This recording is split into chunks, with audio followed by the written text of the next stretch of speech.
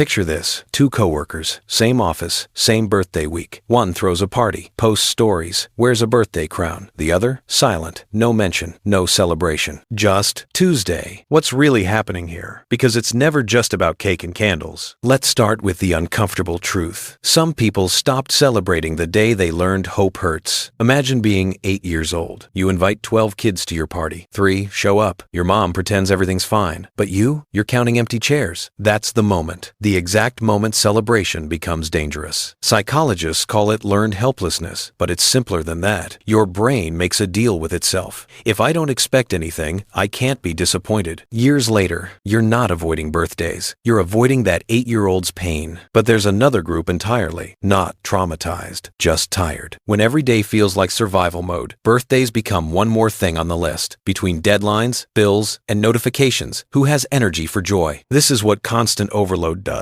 It turns celebration into labor. So they tell themselves, maybe next year. But next year, they're just as drained. The problem isn't the birthday. It's that they've forgotten how to pause long enough to feel anything at all. And here's the trap. The busier you are, the more you actually need to stop. But stopping feels like falling behind. Then there's the third type, and they're fascinating. They don't need a party because their self-worth isn't waiting for external validation. They know it's their birthday. They feel gratitude, but they don't need the world to notice. This isn't coldness. It's freedom. They've answered the question most people avoid. Who am I when nobody's watching? And they like the answer. So while everyone else is performing, they're reflecting, walking alone, journaling, maybe calling one person who really matters. Their silence isn't empty. It's full, just not loud. But here's what breaks my heart in the most beautiful way. The people who don't celebrate their own birthdays, they remember yours. They're the ones who text you at midnight, who notice when you're quiet on your birthday, who buy gifts that show they actually listen. Why? Because they know what it feels like to be invisible. They've built empathy from absence. Their indifference to their own day is actually proof of how deeply they understand connection. That's the paradox. The quietest people carry the loudest hearts. And we can't ignore the elephant in the room. Social media turned birthdays into performance art. Now it's not just about celebration. It's about metrics. How many comments? How many stories? Who remembered? When your worth is measured in notifications, birthdays become terrifying. Because what if the screen stays quiet? So some people opt out entirely. Not because they hate birthdays,